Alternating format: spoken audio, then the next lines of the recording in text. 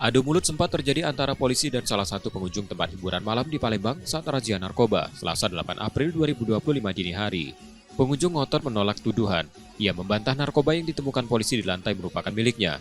Namun setelah polisi melakukan penggeledahan badan, termasuk memeriksa pakaian dan ruang tempat ia berada, pengunjung itu akhirnya mengakui barang tersebut memang miliknya.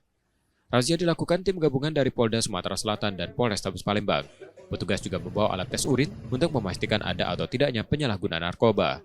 Satu persatu pengunjung tempat hiburan malam diperiksa sebelum razia dilanjutkan ke kawasan bekas lokalisasi. Hasilnya sebanyak 24 orang dinyatakan positif mengkonsumsi narkoba. Seluruhnya langsung dibawa ke Polrestabes Palembang untuk menjalani proses hukum lebih lanjut. Ada dua tempat, yang pertama di Kampung Baru, lokasinya. Yang kedua ada di Jalan Endisa, yang mana kita telah berhasil mengamankan pengguna dari narkotika, indikasi penggunaan narkotika, sebanyak 24 orang, yang mana 11 laki-laki dan 13 perempuan.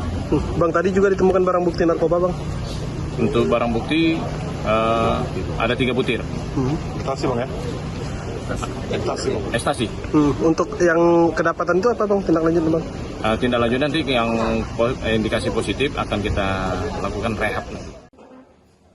Pihak kepolisian memastikan akan memberikan sanksi pada tempat hiburan malam yang pengunjungnya terjaring razia dan positif menggunakan narkoba, mulai dari teguran keras hingga ancaman pencabutan izin usaha.